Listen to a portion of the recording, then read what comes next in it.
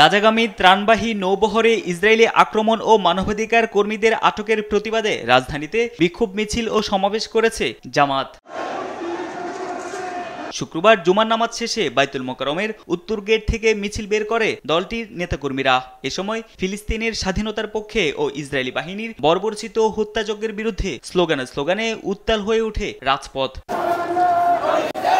এর আগে সংক্ষিপ্ত সমাবেশে প্রয়োজনে ফিলিস্তিনের পক্ষে জিহাদ করতে প্রস্তুত থাকার কথা জানান নেতারা। বলেন, বিশ্বের মোড়ল রাষ্ট্রগুলো মুসলমানদের রক্ত নিয়ে একের পর এক হোলি খেলা শুরু করেছে।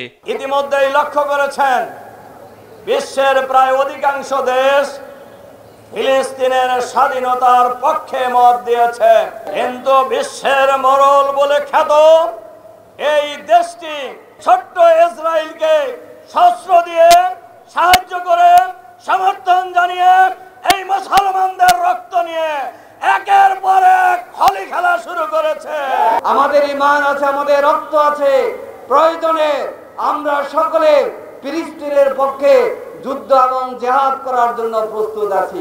এই সময় ফিলিস্তিন সংকট সমাধানে প্রধান উপদেষ্টা ডক্টর মোহাম্মদ ইউনূসকে উদ্যোগ নেওয়ার আহ্বান জানান জামাতে ইসলামীর ঢাকা মহানগর উত্তরের আমির মাওলানা সেলিম উদ্দিন। সমালোচনা করেন ওআইসির ভূমিকা নিয়েও। মুসলমানদেরকে মার খাওয়ার সুযোগ না দিয়ে যদি কিছু করতে না পারেন, আপনারা ওআইসি ভেঙে দিন।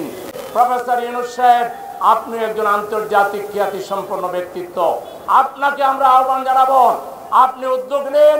মুসলমানদের রাষ্ট্রপ্রধান যারা রয়েছেন তাদের মধ্যে যাদের সাহস আছে তাদেরকে নিয়ে একটি জোট গঠন করেন এবং আপনারা ফিলিস্তিন উদ্ধার করার জন্য উদ্যোগ গ্রহণ করেন। ফিলিস্তিন স্বাধীন না হওয়া পর্যন্ত লড়াই অব্যাহত রাখার ঘোষণাও দেন জামাত নেতারা। লড়াই অব্যাহত থাকবে। তারেক মাহমুদ সুজন, দেশ টিভি, ঢাকা।